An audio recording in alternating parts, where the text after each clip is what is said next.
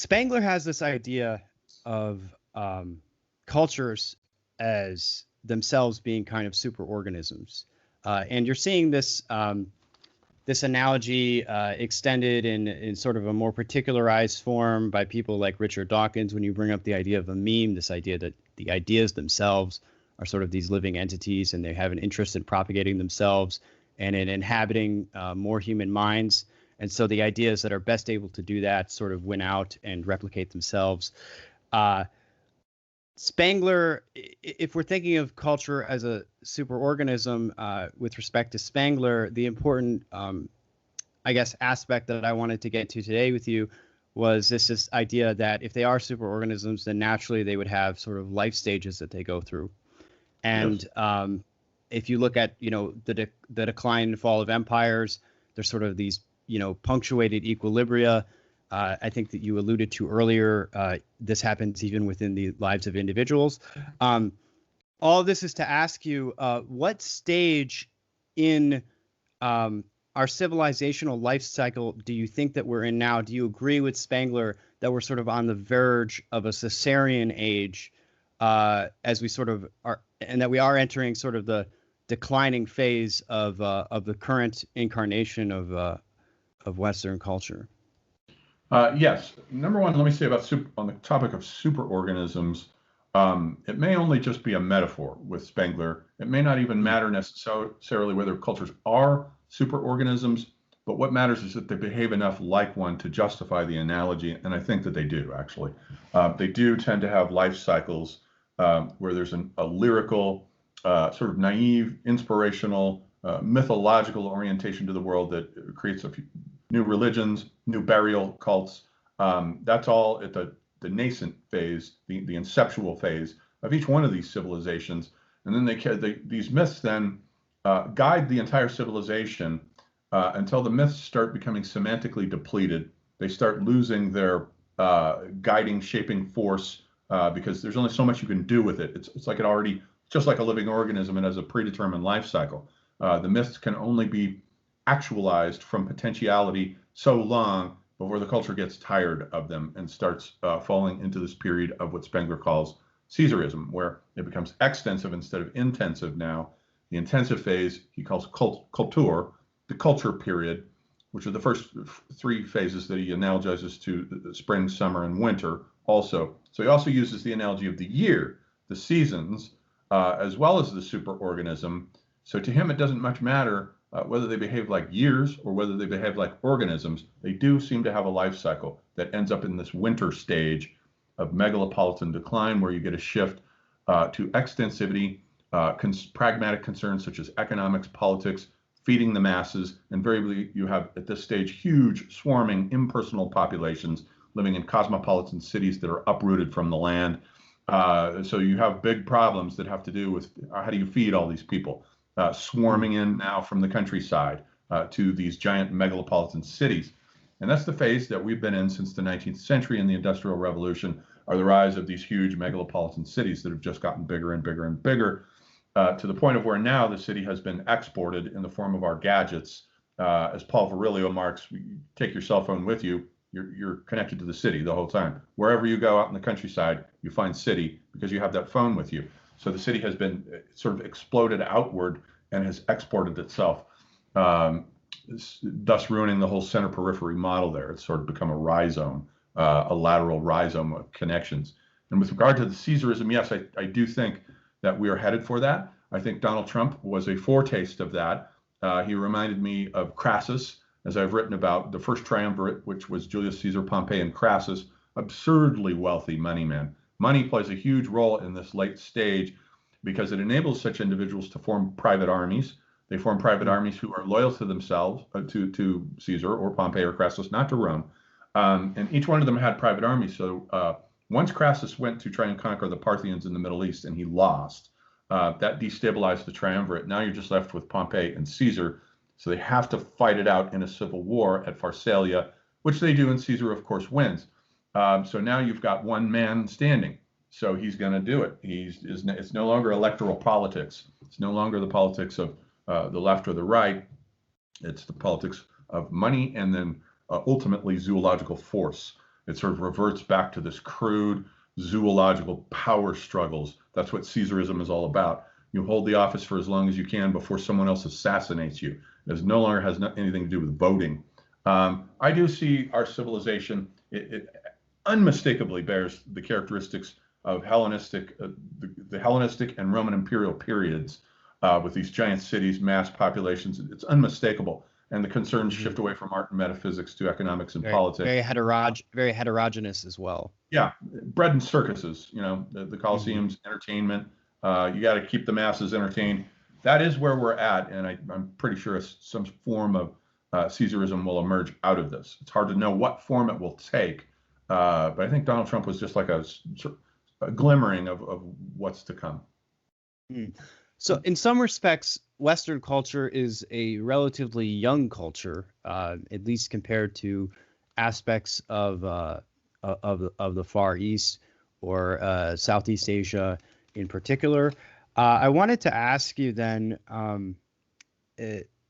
I believe there is a assertion that these older, more rooted cultures have already gone through this sort of cultural life cycle phase and are in some sense dead. You can correct me if this is incorrect reading of Spengler. Are we? I guess what's different then from like American imperialism in its late stage and something like Sino-imperialism, which is attempting to make a reemergence right now.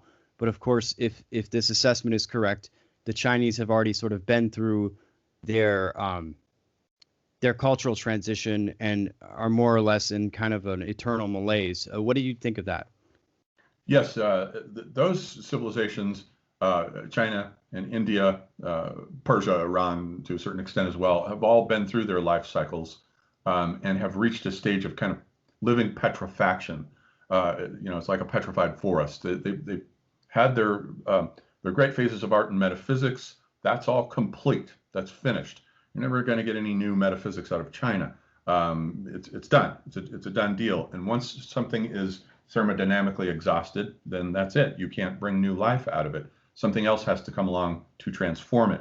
And with the Chinese imperial system that began with Qin Shi Huangdi in 220 BC, that was the formation of the Chinese, what Toynbee calls a universal state or a Caesaristic empire. And it's been that way ever since there.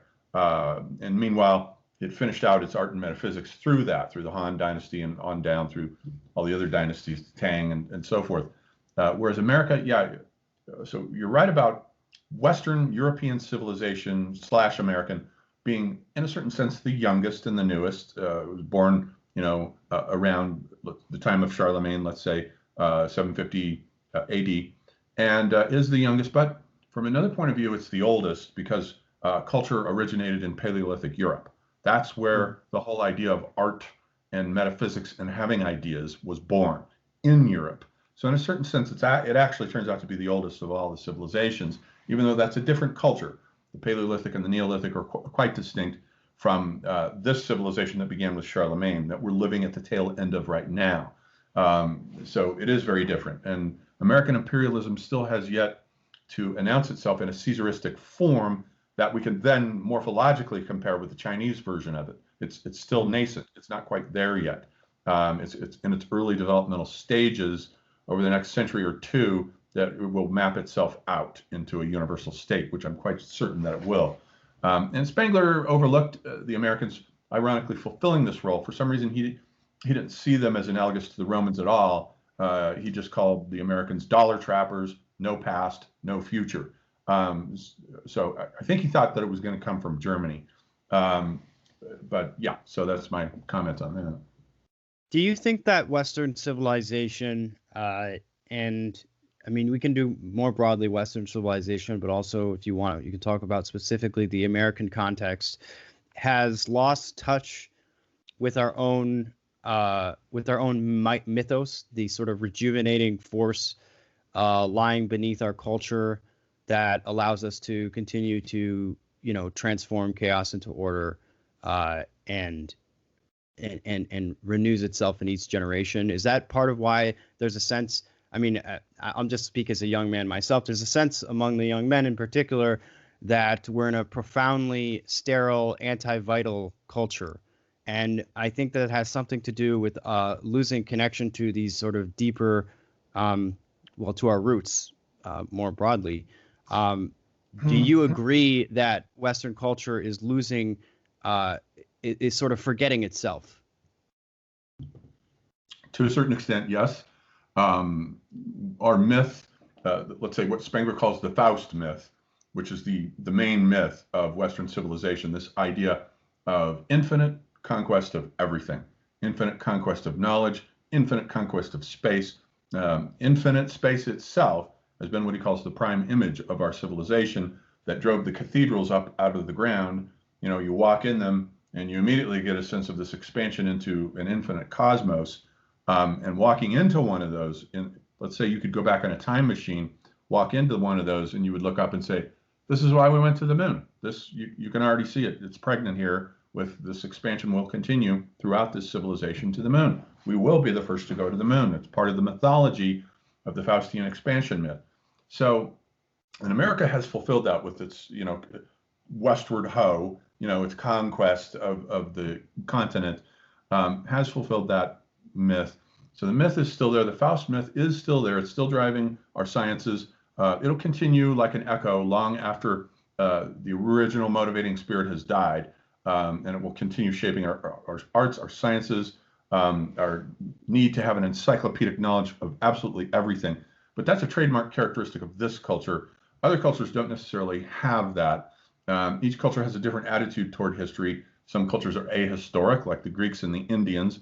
We don't know a damn thing about Indian history because they never wrote any of it down. The concept of an Indian historian is non-existent pretty much. The world for them was a dream.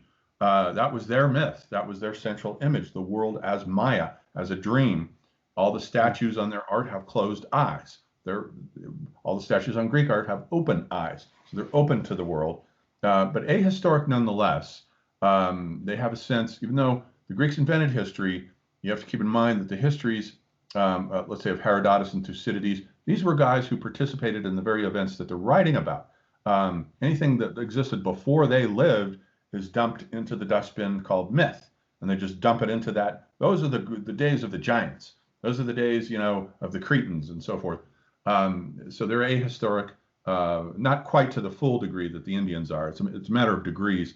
Whereas the Chinese, the Egyptian, and our civilization have been the most historically minded, because these three civilizations, we know who every single ruler was, because every one of them kept careful records and careful track.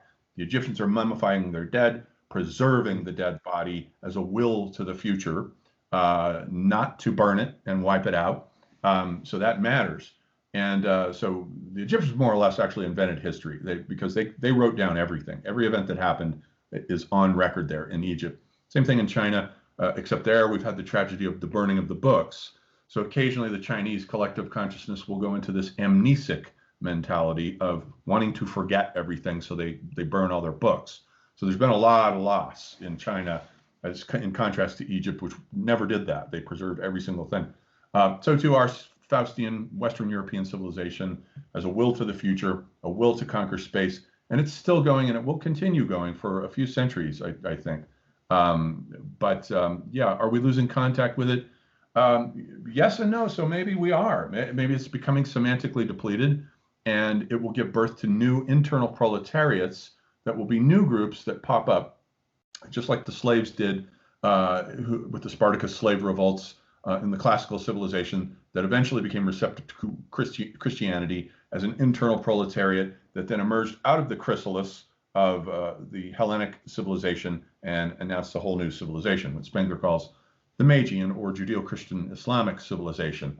So we may have, and I get this feeling quite distinctly within our society, especially within American society, lots of internal proletariats who are in this society but are not of it anymore. They've got a different DNA, they've got different programming, and they may cohere and coalesce to become a larger, sort of organism that emerges within the mother body of this dying civilization. So there are all these dynamics that are going on at the same time here.